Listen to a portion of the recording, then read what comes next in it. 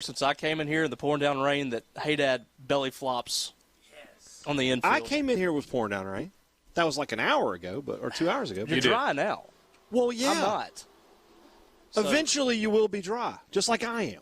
Okay. Eventually you will be dry after. Yeah. Yes.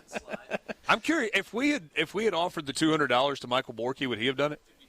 He says it would have been done already. That man he's got to pay for diapers still. That's right. That flat iron grill he was talking to us about. He's halfway there. He's halfway there. First slide, and I'll get one. Robbie, what's your take on this team as we roll into a new season? There obviously is a lot that's different, but there's a lot that's the same from last year's squad as well. Really interesting team when you think about it. I mean, they lost so many huge pieces from that national championship run. You lose Will Bednar.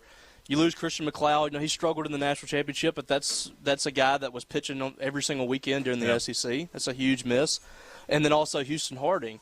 But you look at what's coming back, and you look at those guys in the lineup, Cam James, Logan Tanner, and then on Friday night, your Friday night starter, Landon Sims, who was so huge for them last year. You have a lot of pieces coming back that you feel confident that if everything works for them, that they could make a run. But there's a lot of unanswered questions too. What's that weekend rotation going to look like? Because there's nobody really proven in a starting role in that rotation, which was very. What did you make of the announcement, by the way, of the weekend rotation? We talked about that a little bit during the week about who we thought would factor into that. I think we had Cade Smith and Landon Sims in there, but Casey Hunt was a little bit of a surprise. I've been hearing a lot about him in the summer and the fall and now the spring, but for him to get that Saturday start, I think that speaks volumes of what they expect out of him. I think because you guys were in agreement that Houston Harding would be the third? Fristow. I'm sorry, Jackson Fristow would be the third. Yeah, Harding's the one. Well, I think we both thought Casey Hunt was more in the mix at the back end there as a closer, but he'll get the opportunity to be a front end guy. So maybe that brings up the question. The turn out the lights, the party's over guy was Landon Sims, and he and Kevin Kopps did it better than He and Kevin Kopps and Taylor Broadway did it better than anybody in the country. Yeah. Those three guys last year. All three of those guys, two of the three, are gone now, and Sims is in a different role. So is there somebody capable of picking up that load? That's another one of the questions that you're going to have to answer. I mean, because that's one thing every single weekend, you just got to get it to Sims. If you got it to Sims in the 8th or 9th inning, you feel like you're going to win that ball game. And that was against anybody in the country that they played. But now that safety blanket's gone. You don't have that guy in the back in the bullpen, and that's such an important piece. Late in the ball game, if you got a runner on second base and you need 2 outs, you got to get those 2 outs. That runner can't advance.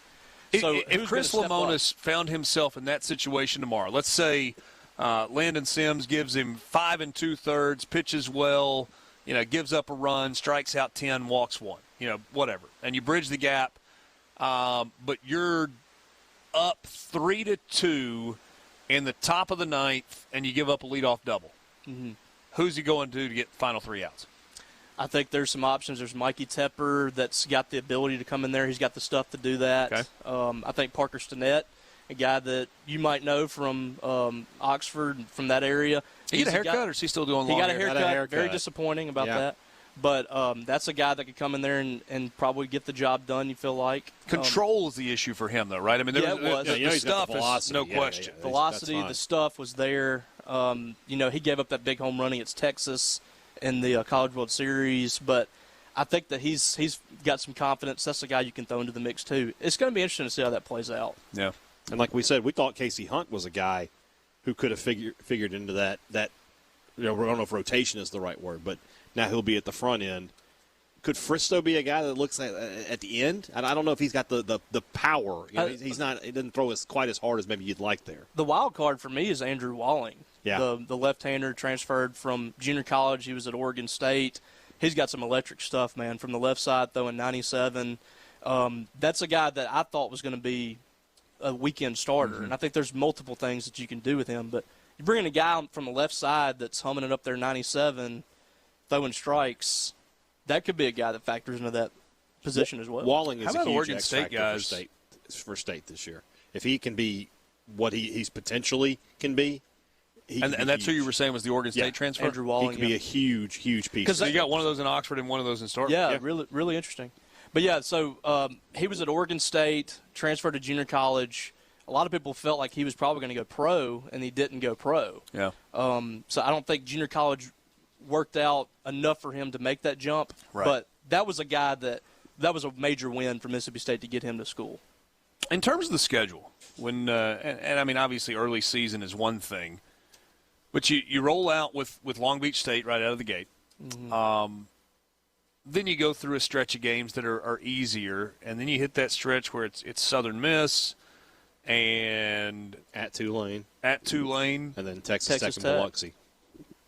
I mean, That's a tough Over trip. price of poker goes up. Yeah, 5-day span there. Tulane gave Mississippi State fits last year. They won on Friday night. and they didn't like hug and sing Kumbaya when it was all over, did they? Very, No, they didn't. very hotly contested weekend. You know, they thought that Braden Olthoff, the Friday night starter, was putting his hand in there to get some Thought he was greasing the Vaseline or ball, something. yeah.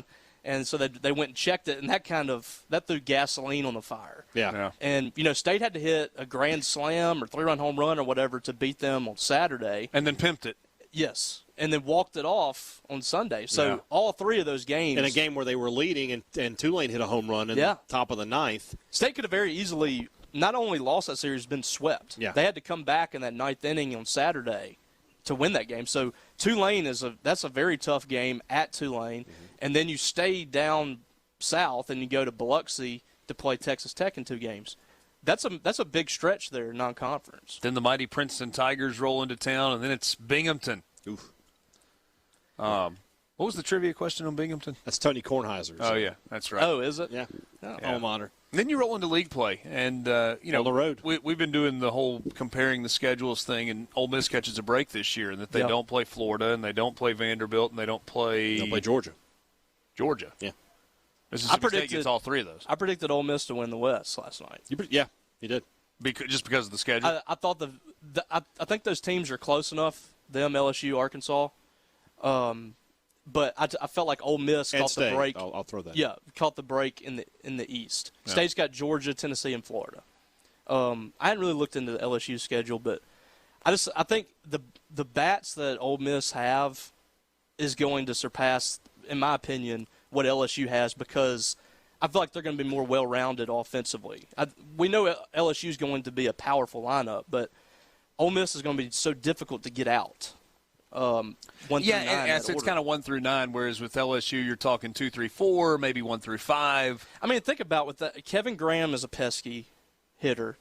Double-digit home run guy. Yeah, I mean, he can do it all. But that's a guy that he'll battle off a 10, 12 pitch at bat. Yeah. Dunhurst will do the same thing. That's not going to be an easy lineup to get through.